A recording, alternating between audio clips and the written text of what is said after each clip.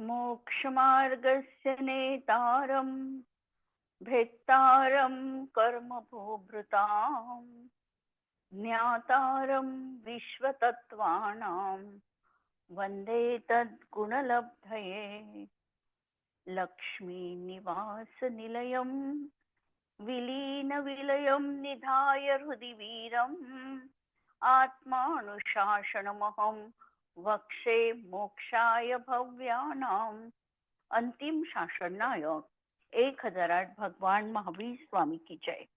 द्वादशांगो श्रुत देवी की जय। स्वाध्याय कक्ष संपेपर्यंत आपण सर्वांना चतुर्विध आहाराचा त्याग असणार आहे।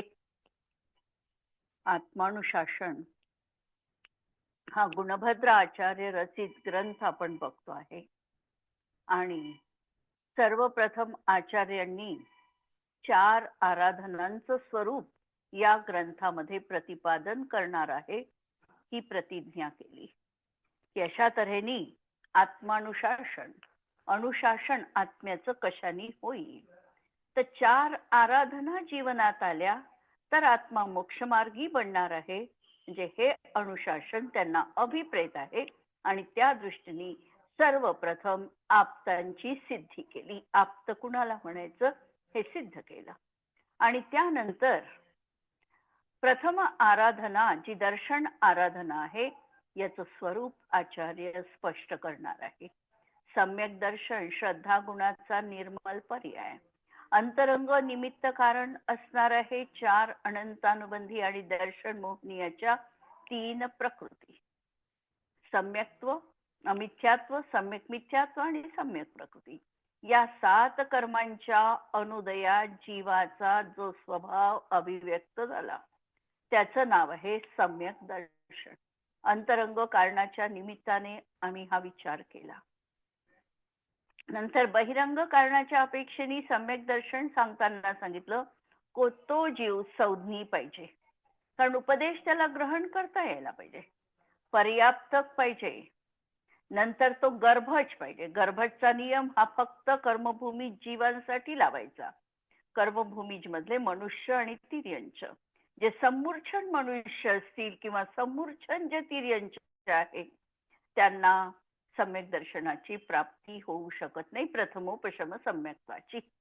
सम्मूर्छन जीवांना पण सम्यक दर्शनाची प्राप्ती होते, परंतु त्यांना प्रथमोपशम सम्यक्त्वाची प्राप्ती होत नाही, त्यांना क्षायोपक्षमिक सम्यक्त्व संज्ञी पंचेंद्रिय सम्मूर्छन जीवांना होऊ शकतं। नियम लावला गर्भज म्हणजे कर्मभूमीसाठी की तो गर्भज पाहिजे। गर्भज सम्मूर्छन मनुष्य जर असेल तर त्याला सम्यक दर्शन होणार नाही। जर सम्यक दर्शन व्हायचं असेल तर ह्या काही गोष्टी अनिवार्य रीतीने पाहिजे। तो जागृत पाहिजे, त्याचा ज्ञानोपयोग पाहिजे। अशा तऱ्हेचे हे बहिरंग निमित्त कारण म्हटले गेले आणि यासोबत देवदर्शन किंवा महर्दी दर्शन किंवा खूप सुखाचा अनुभव किंवा दुःखाचा अतिरिक्त अनुभव असे काही बाह्य कारण ते सांगितल्या गेलेले आहे किंवा उपदेश आदी बाह्य कारण म्हटले गेले सम्यक दर्शनाच्या प्राप्तीसाठी। म्हणजे लक्षात घ्या, एक गोष्ट सम्यक दर्शन आणि ते जीवाला प्राप्त करायचं आहे, ते प्राप्त करण्यासाठी सगळ्या सांगोपांग रीतीने आचार्य सम्यक दर्शनाची चर्चा करणार आहे। जेवढ्या भेद प्रभेदाच्या माध्यमातून जाता येईल, जेवढं व्यवहार कथन करता येईल ते सगळं कथन आचार्य करणार आहे। म्हणून या ठिकाणी हे सांगितलं अंतरंग निमित्त कारण, बाह्य निमित्त कारण अशा प्रकारचं कथन झालं। आता हे सम्यक दर्शन 2 प्रकारचं आहे हे सांगितलं, निसर्गज सम्यक दर्शन, अधिगमज। जे स्वभावाने उत्पन्न झालं, जरी स्वभावाने उत्पन्न झालं असं म्हटलं तरीही पूर्वभवातली कुठली न कुठली देशना कामी आलेली आहे। पूर्व संस्कार वाया जात नाही।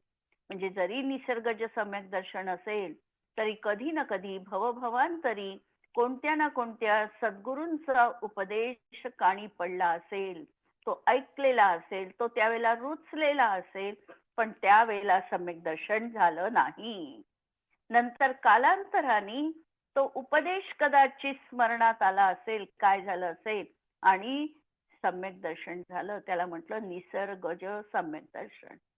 आत्ता उपदेश दिला आणि आत्ता जीवाला सम्यक्त्वाची प्राप्ती झाली, ते झालं अधिगमज सम्यक दर्शन. हे दोन भेद. नंतर सराग आणि वितराग चारित्र्याच्या अपेक्षेने जर पाहिलं तर जो जीव फक्त अनंतानुबंधी कषायानी रहित आहे आणि बाकीच्या कषायांचा सद्भाव आहे, त्यावेळेला ते सम्यक दर्शन सराग म्हटल्या जातं. आणि ज्या वेळेला केवळ संज्वलनचा उदय आहे आणि बाकी 12 कषायांचा अनुदय आहे, म्हणजे मुनींच्या जीवनात जे सम्यक्त्व आहे ते वितराग सम्यक्त्व म्हटल्या जातं. व्यवहार सम्यक दर्शन, निश्चय सम्यक दर्शन. जेव्हा भेद प्रभेदांच्या दृष्टीतून सम्यक्त्वाला बघतो तेव्हा ते व्यवहार भूमिकेला प्राप्त होतं. आणि जेव्हा अभेद दृष्टीतून आत्मसाक्षात्कार पूर्वक बघितल्या जातं किंवा जे जसं आहे तसं त्याचं कथन केल्या जातं, उपचार लावल्या जात नाही, तेव्हा ते निश्चय सम्यक दर्शन म्हटल्या जातं. अशा तऱ्हेने हे दोन भेद पाहिले. नंतर 3 भेद आपण पाहिले, औपशमिक, क्षायोपशमिक आणि क्षायिक पाहिला. नंतर 6 तऱ्हेच्या मार्गणा विवेचनाच्या अपेक्षेने पण आम्ही भेद लक्षात घेतलेले आहेत. आणि या ठिकाणी जे सांगणार आहे दशविध, त्याचं स्वरूप 2-4 गाथांमध्ये पुढे येणारच आहे. नंतर मौढ्यादी अपोहळम तथा सदा, की मूढता आदी 25 दोषांनी हे सम्यक्त्व रहित पाहिजे. सम्यक्त्व कशाने रहित पाहिजे तर पहिल्यांदा तर सांगितलं 3 मूढता जीवनात नको. 3 मूढता कोणत्या तर एक लोक मूढता, एक गुरु मूढता आणि तिसरी देव मूढता. या 3 मूढतांनी रहित पाहिजे. आत्मानुशासन ग्रंथामध्ये जर आम्ही बघितलं तर त्याला लोकमूढता, समय मूढता म्हटलेला आहे. म्हणजे गुरु मूढतेच्या ऐवजी समय मूढता हा शब्द आत्मानुशासन मध्ये ठेवलेला आहे. आणि तिसरा शब्द ठेवला देव मूढता, म्हणजे देवांविषयी काहीतरी विपरीत श्रद्धा अंतरंगात ठेवणे. जसं केवली भगवान कवलाहार करतात, केवली भगवंतांनाही रोग होऊ शकतो, त्यांना रोगाचा परिहार करण्यासाठी औषध वगैरे घ्यावं लागतं. हे सगळं झालं, हे देव मूढतेत गेलं, की खऱ्या देवांचं स्वरूपच समजलं नाही किंवा खरे देव वितरागी असतात हे न मानता त्यांच्याजवळ स्त्री, वज्र वगैरेचा परिग्रह असतो असं मानणं ही झाली देव मूढता. म्हणजे देवांच्या स्वरूपाबद्दल समीचीन मान्यता नसणं. खरे देव कसे आहेत 3च गोष्टी पाहायच्या, वितरागता, सर्वज्ञता आणि हितोपदेशिता आणि 18 दोषांनी रहितपणा. या जर गोष्टी कुणाच्याही जीवनात असेल त्याला नाव कोणतं आहे हे महत्वपूर्ण नाही. जसं आम्ही म्हणतो मेरी भावनामध्ये की त्यांना आम्ही काहीही म्हणू शकतो, ब्रह्मा म्हणू शकतो, विष्णू म्हणू शकतो, शंकर म्हणू शकतो, नाव काय आहे महत्वाचं नाही. ह्या 3 गोष्टी जीवनात आहेत का हे महत्वाचं आहे. म्हणून 3 मूढता, म्हणजे देवांचं स्वरूप तसंच लावावं लागतं. देवांचं स्वरूप अन्यथा जर मानत असेल तर ती देव मूढता झाली. दुसरी समय मूढता किंवा गुरु मूढता, की गुरूंविषयी श्रद्धा समीचीन नसणं. पंचम काळातले गुरु असेच असतात शिथिलाचारी असं म्हणणं, हे पण गुरु मूढतेत आहे. वास्तविकतः गुरूंचं स्वरूप सांगताना असं सांगितलं रत्नकरण शावकाचार मध्ये की तो विषयांच्या पासून आणि आरंभापासून सर्वथा रहित असला पाहिजे. पंचेंद्रियाच्या विषयांना त्यांनी सोडलेलं असलं पाहिजे. 24 प्रकारच्या परिग्रहांनी तो रहित पाहिजे. आणि ज्ञान, ध्यान आणि तप हे ज्याच्या जीवनात समर्पित भावाने त्यांनी त्याचंच आचरण केलं पाहिजे, तर ते खरे गुरु म्हटल्या जातात. आणि अन्यथा जे गुरु, तर ते जन्म जल उपते रागादी सहित जे असतील ते कुगुरु जन्म जल उपल नाव. ते दगडाच्या नावेप्रमाणे, उपल म्हणजे दगड, दगडाच्या नावेप्रमाणे स्वतःही समुद्रात डुबणार आहे आणि इतरांनाही घेऊन डुबणार आहे. म्हणून आम्हाला 3 गोष्टीचा पहिल्यांदा योग्य निर्णय करायचा आहे: देव, गुरु आणि शास्त्र. आणि तिसरी मूढता या ठिकाणी सांगितली लोकमूढता. लोकमूढता म्हणजे अनेक प्रकारच्या अशा रूढी परंपरेने आलेल्या गोष्टी ज्या आम्ही धर्म मानून करतो. करणं अलग आणि त्यामध्येच धर्म आहे असं मानून करणं अलग. जेव्हा आम्ही गंगेमध्ये स्नान केल्याने सर्व पाप धुवून निघतं, पर्वतावरून उडी घेतल्याने मोक्ष मिळू शकतो, रणांगणात मृत्यू आला तर तो स्वर्ग लोकात जातो, अशा प्रकारच्या ज्या काही कल्पना आहे त्या आहे लोकमूढतेच्या कल्पना.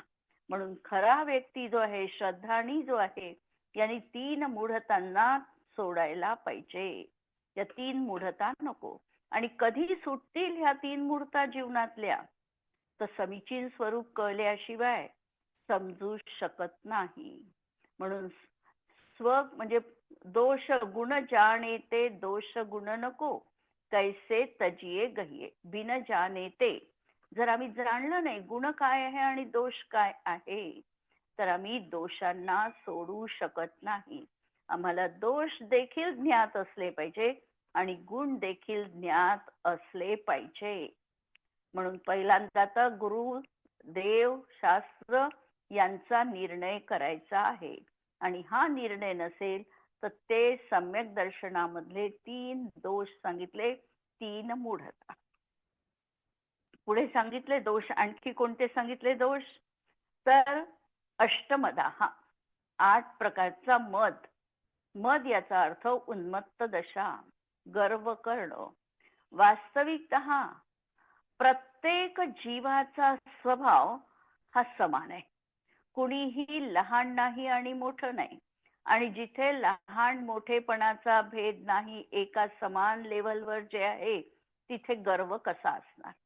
जेव्हा कमी जास्तपणा असणार, उच्च नीचता असणार, तेव्हा गर्वाला स्थान तरी आहे. पण आचार्य सांगतात की तो निगोदी जीव असेल तरीही देखील त्याच्यामध्ये आम्हाला भगवत्ता पाहायची आहे. तो देखील भगवान बनू शकतो. आज जरी पर्याय नाही त्याची ती, तरीही यदा कदाचित आमच्याही पेक्षा तो पहिल्यांदाही मोक्षाला जाऊ शकतो. जेव्हा सर्व जीवांमध्ये आम्हाला भगवत्ता दिसेल, भगवानपणा दिसेल, त्याच वेळेला आमच्या जीवनात मद राहू शकत नाही, गर्व राहू शकत नाही. म्हणून 8 प्रकारचा गर्व सांगितला. ज्ञानम, पूजा, कुलम, जातीम, बलम, वृद्धिम, तपो वपुः एतावाश्रित्यमानित्वम स्मयमाहुर्गत स्मयः. याला ज्यांनी मद नष्ट केलेला आहे त्यांनी गर्व आहे हे सांगितलं. ज्ञानाचा मद, ज्ञानाचा किती मद करायचा? आज आमचं ज्ञान पाहिलं तर आमचं ज्ञान आज किती आहे? किती आहे म्हटलं तर आम्हाला तर पहिल्यांदा अवधी ज्ञान नाही, मनपर्यय ज्ञान नाही, केवल ज्ञान नाही. आमचं जे ज्ञान आहे ते फक्त मतिज्ञान आणि श्रुतज्ञान आहे. या मतिज्ञानामध्येही आम्ही सगळ्याला जाणू शकत नाही. श्रुतज्ञान म्हटलं तरी गणधरांसारखं किंवा श्रुतकेवलींसारखं 11 अंग 14 पूर्वाचं ज्ञान आमच्या जवळ नाही. शिवाय जे काही आमच्या जवळ ज्ञान आहे त्यावर जर पारायण झालं नाही तर आमचं तेही ज्ञान आम्ही विसरतो. परत परत आम्हाला रिव्हिजन करावी लागते. अशी ही आमच्या श्रुतज्ञानाची गोष्ट. आणि या श्रुतज्ञानाचा जर आम्हाला अभिमान असेल तर आम्ही अभिमान करण्यासारखं हे ज्ञान नाहीच. जर आम्हाला अभिमान करायचा असेल तर केवल ज्ञान जेव्हा प्रगट होईल तेव्हा अभिमान करा, पण त्यावेळेला गर्व राहत नाही. आणि आत्ता आम्हाला गर्व आहे पण आमची परिपूर्णता नाही, म्हणून अधजल घगरी छलकत जाय. अर्धवट असेल तर ते ज्ञान आमच्या जीवनात अशा प्रकारे खूप आम्ही त्याचा उदो उदो करतो. स्वतःचा आत्मश्लाघ्यतेचा दोषही कदाचित आम्ही स्वीकारतो. पण हे आचार्य सांगतात की जीवनामध्ये 8 प्रकारच्या मदांपासून तुला दूर राहायचं आहे. कारण जोपर्यंत ही उन्मत्त दशा आहे, एकाच्या तू आहारी गेलेला आहे, तोपर्यंत तुला श्रद्धा गुणाच्या समीचीन पर्याय प्रगट होऊ शकत नाही. म्हणून मदाष्ट अष्टमदा हा. नंतर षट अनायतन. काल आपण बघितलं, आयतन याचा अर्थ आहे धर्माचं स्थान, आणि जे धर्माचं स्थान नाही त्याला म्हणायचं अनायतन. आता धर्माचे स्थान कोणते नाही? खोटे देव, खोटे गुरु आणि खोटे शास्त्र. आणि त्यांना करणारे जे 3 आहे, खोट्या देवांना मानणारे, खोटे शास्त्र वाचणारे, खोट्या गुरूंची सेवा करणारे, या 6 म्हणायचं 6 अनायतन. अनायतन जे धर्माचं आयतन नाही, स्थान नाही, म्हणून याला आम्हाला जीवनात दूर ठेवायचं आहे. आणि शंकाधिक 8 दोष, शंका, आकांक्षा, विचिकित्सा, मूढपणा, वात्सल्य, हे जे काही आहे 8 अंगाच्या विरुद्ध असलेले 8 दोष, याला जीवनातून बाजूला करायचं आहे. आता प्रश्न माझा असा असणार आहे की मूढता सांगितल्या आणि अनायतन सांगितल्या. मूढतामध्ये खरे देव, खरे गुरु आणि खरे शास्त्र यांचं स्वरूप न समजणं म्हणजे खोटे गुरु मानणं, खोटे शास्त्र वाचणं किंवा हे सांगितलं. आणि अनायतनामध्ये देखील तेच 3 सांगितले, खोटे देव, खोटे गुरु आणि खोटे शास्त्र. मग मूढता आणि अनायतन यामध्ये फरक काय कराल? किंवा दोन्ही सेम आहे? जर दोन्ही सेम असेल तर वेगळं का सांगितलं, आणि फरक असेल तर काय फरक आहे? कोणता फरक सांगू शकू आम्ही मूढता आणि अनायतनामध्ये? काही लक्षात येत आहे? सांगू शकता?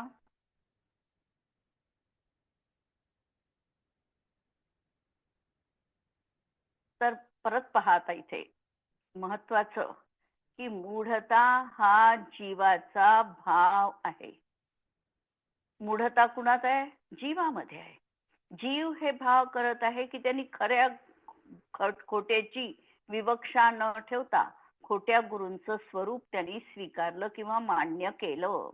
जीवाचा हा परिणाम आहे, मूढतेचा परिणाम हा जीवाचा आहे. आणि अनायतन काय आहे? हा मूढता होण्यासाठी ज्या बाह्य गोष्टी निमित्त कारण पडल्या त्याला अनायतन म्हटलं. खोट्या देवाचा भाव आमच्या अंतरंगात असणं ही मूढता, आणि हा भाव निर्माण करण्यासाठी साक्षात एखादे खोटे देव तेथे आहे, त्यांची आम्ही पूजा करतो आहे, ते निमित्त कारण पडलं. म्हणजे निमित्त कारण जे पडलं त्याला अनायतन म्हटली. अशा प्रकारे मूढता आणि अनायतन याच्यामध्ये फरक आहे.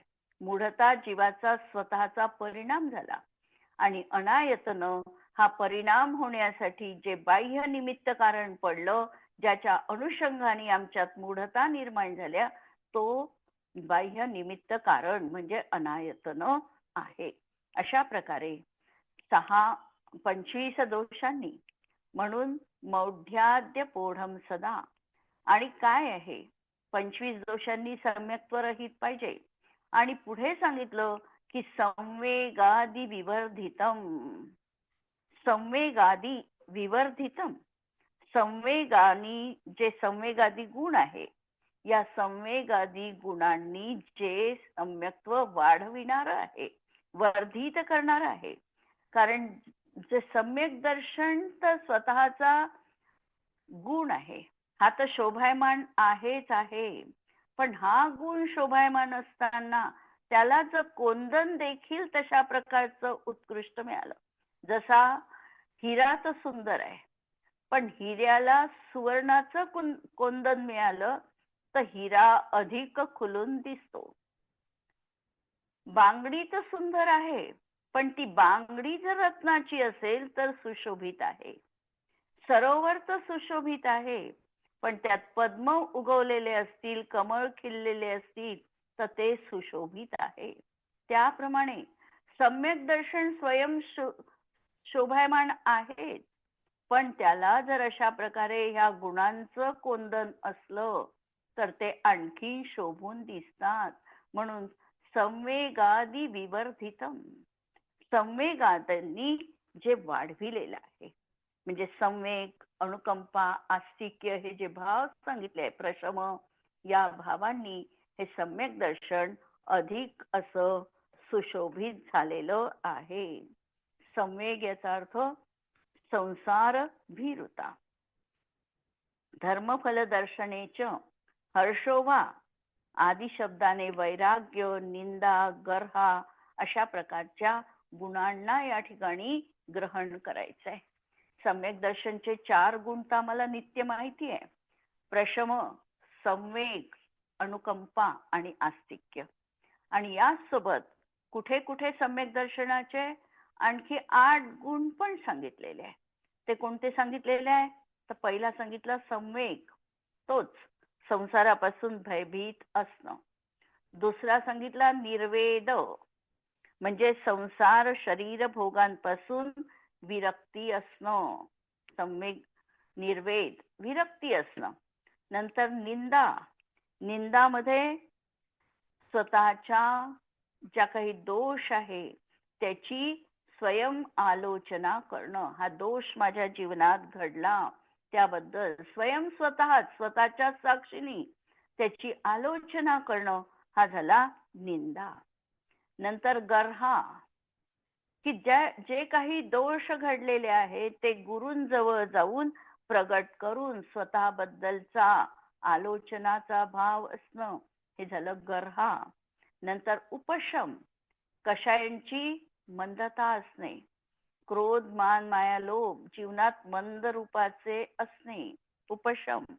भक्ती, की जे वितराग प्रभू आहे त्यांच्याविषयी अनन्य भक्ती, अद्वैत भक्ती, एकाकार भक्ती जीवनात असणं. वात्सल्य, की साधर्मी जे आहेत त्यांच्याबद्दल वात्सलतेचा भाव असणं, करुणाभाव अंतरंगामध्ये असणं, वात्सल्य, प्रेम असणं. आणि नंतर 8वा गुण सांगितला की अनुकंपा, म्हणजे करुणाभाव जीवनात असणं, सर्व प्राणींमात्रांविषयी दयाभाव असणं, आत्मनः प्रतिकूलानी परेशान न समाचरेत, अशा प्रकारची बुद्धी असणं. जे मला प्रतिकूल वाटतं ते इतरांनाही प्रतिकूल वाटणारच आहे, तर तशा प्रकारच्या परिणामांना मी करणार नाही, हा भाव अंतरंगात असणं, याचं नाव आहे अनुकंपा. अशा तऱ्हेने संवेगादी विवर्धितम या प्रकारच्या भावांनी हा संपन्न आहे, त्याचं सम्यक दर्शन सुशोभित झालेलं आहे. भयहरम, कसं आहे हे सम्यक दर्शन? तर भवहरम, भवाला हरणार आहे. सम्यक दर्शनाची प्राप्ती झाल्यानंतर जीवाचा जो संसार आहे, हा संसार चुलुक प्रमाण वाटतो, चुल्लूभर पाण्यासारखा. त्याला पैलतीर दिसायला लागतं. आणि एकदा जर संसाराचं पैलतीर दृष्टीत आलं तर आमचा उत्साह वाढतो की नाही, आता जवळच आहे. जसं शिखरजीच्या वंदनेला गेलं आणि आम्हाला पहिलं टोक दिसायला लागलं की आमचा उत्साह वाढतो की नाही, आता आम्ही पोचलोच आहे पहिल्या टोकावर, आता काही फार चालायचं नाही, आमचा उत्साह वाढतो. त्याप्रमाणे संसाराचा आता पैलतीर दिसलेला आहे की तो जवळच किनारा आहे आणि त्यामुळे उत्साह वाढलेला आहे. म्हणून सांगितलं की सम्यक दर्शन भवहरण करणारं आहे. किती वेळामध्ये सम्यक दर्शनाची प्राप्ती झाली की तो जीव मोक्षाला जाणार आहे. किती काळ त्याचा संसारात परिभ्रमणाचा राहिलाय. सम्यक दर्शनाची प्राप्ती ज्या वेळेला जीवाला होते त्यावेळेला आता तो किती फिरणार आहे अजून? अर्धपुद्गल परावर्तन काळ. अर्धपुद्गल परावर्तन एवढाच आता त्याचा संसार शिल्लक राहिलेला आहे. आणि अर्धपुद्गल परावर्तन म्हणजे किती? असंख्यात 24. असंख्यात 24.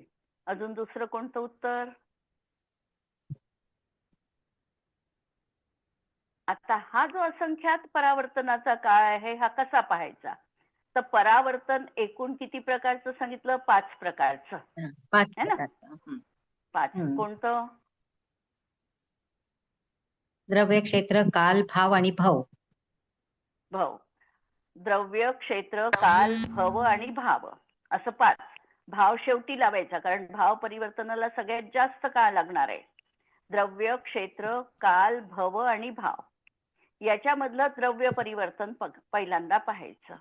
द्रव्य परिवर्तनामध्ये 2 प्रकारचं परिवर्तन आहे. एक आहे कर्म परिवर्तन आणि दुसरं आहे नो कर्म परिवर्तन. या 2 पैकी एक परिवर्तन ज्या वेळेला जीव पूर्ण करतो, कारण द्रव्य परिवर्तनाचे 2 भाग पडतात. एक तर कर्म परिवर्तन आणि नो कर्म.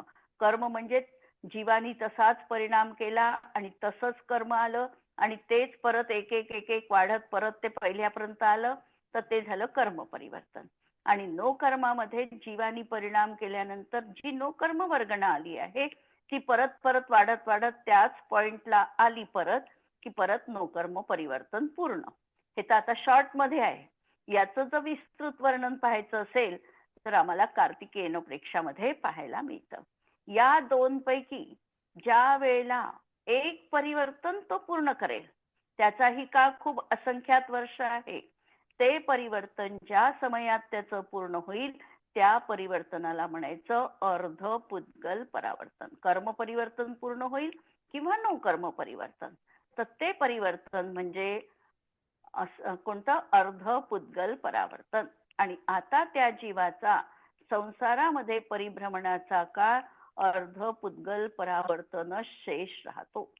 आणि त्याच वेळेला जीवाला सम्यक दर्शन प्राप्त होण्याची उपादानगत योग्यता असते आणि यालाच आगमामध्ये त्याची काललब्धी आली असं पण म्हटलं जातं. काललब्धी म्हणजे दुसरं काही नाही. काललब्धी आली याचा अर्थ आता त्याचा संसारात परिभ्रमणाचा काळ बस मॅक्झिमम एवढा शिल्लक राहिलेला आहे, यापेक्षा जास्त नाही.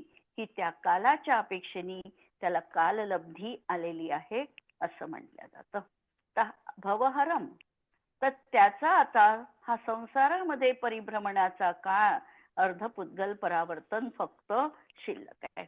कधी कधी सम्यक दर्शन प्राप्त होईल जीवाला आणि कित्येक काळपर्यंत परत सम्यक दर्शन होणार नाही असंही संभवू शकतं. तो परत मिथ्यादृष्टी, अनादि मिथ्यादृष्टी सारखा पण बनतो. पण असं काही चक्र नंतर फिरणार आहे की तो 2-3 भवामध्ये पूर्ण आपलं अंतिम उद्दिष्ट प्राप्त करून श्रेणी आरोहण करून निश्चित मोक्षाला जाणारच आहे. असं हे भवहरम. नंतर पुढचा शब्द आहे त्रज्ञान शुद्धी प्रदम. त्रज्ञान मध्ये संधी आहे, त्रि अज्ञान शुद्धी प्रदम. त्रि म्हणजे 3 प्रकारचं अज्ञान आहे. ज्ञान मार्गणेत आपण बघितलं की 8 प्रकारच्या ज्ञान मार्गण आहे. कुमती, कुश्रुत, कुअवधी, सुमती, सुश्रुत, सुअवधी, मनपरे आणि केवल ज्ञान. आता अनादी कालापासून मिथ्यात्व अवस्थेत जीवाजवळ 3 प्रकारचं अज्ञानच राहू शकतं. राहिलं तर 2 तर आहेच, कुमती कुश्रुतता आहेच, आणि नरकात किंवा स्वर्गात गेला तर कुअवधी ज्ञान पण त्याला असणार आहे. मग आता हे जे 3 अज्ञान आहे, या 3 अज्ञानाचं शुद्धीकरण करणारं यंत्र कोणतं असेल तर ते कोणतं आहे? सम्यक दर्शन. म्हणजे सम्यक दर्शन झालं की जीवाचं ज्ञान देखील शुद्ध होणार आहे.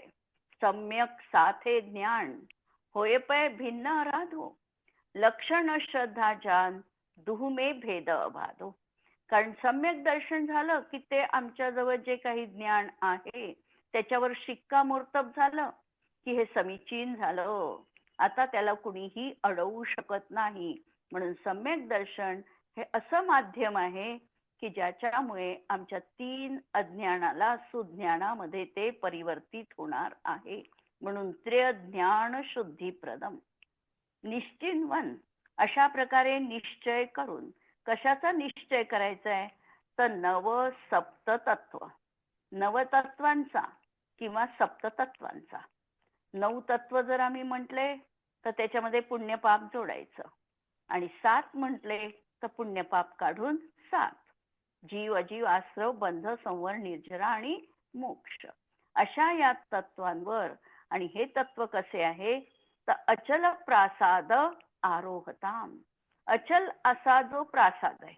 आता अचल प्रासाद कोणता असेल तर मोक्षाचा प्रासाद जो आहे हाच अचल आहे. बाकीचे प्रासाद पृथ्वीवरचे निर्माण झाले, कालांतराने त्याचं खंडहर बनलं. चिरकाळ टिकणारे काहीही या जगामध्ये शाश्वत नाही.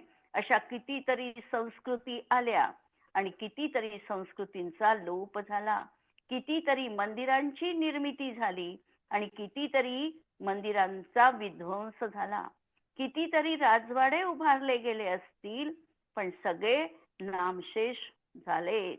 म्हणून खरा अचल प्रासाद कोणता असेल तर हा मोक्ष प्रासाद आहे. आणि या मोक्ष मार्गाच्या प्रासादावर आरोहताम चढणारे त्यांच्यासाठी हा प्रथमम सोपानम, हा प्रथम सोपान आहे, पहिली पायरी आहे. आणि विनेय विदुषाम, विनेय म्हणजे शिष्यवर्ग, विदुषाम म्हणजे जे ज्ञानी आचार्य आहे त्यांच्या समवेत असणारे त्यांचे अंतेवासी जे आहे, अंतेवासी म्हणजे पण शिष्यच किंवा विनेय म्हणजे पण शिष्य, ते देखील विदुष म्हणजे बुद्धिमान आहे. आणि त्यांच्यासाठी ही आद्येय आराधना, पहिली आराधना आचार्यांनी सांगितलं. जसं ज्या वेळेला प्रभाचंद्र आचार्यांनी याची टीका केलेली आहे, टीकेमध्ये त्यांनी सांगितलं की ही टीका एका लोकसेन नावाच्या अशा शिष्यासाठी गुणभद्र आचार्यांनी केली. आता एक तर लोकसेन नाव त्या ठिकाणी सांगितलं, पण अशा प्रकारचे अनेक शिष्य त्यांचे असतील त्या काळात, आणि त्यांना उपदेश देण्यासाठी ही पहिली आराधना आचार्यांनी कथन केलेली आहे. इथे आपण थांबूया. जिनवाणी के ज्ञान ते तुझे लोकालोक, तो जिनवाणी मस्तक नमो सदा देत हूँ को. नमो अरिहंताणम नमो सिद्धाणम नमो आयर्याणम नमो वज्रायाणम नमो लोये सर्व साहुणम. सर्वांना जय जिनेंद्र.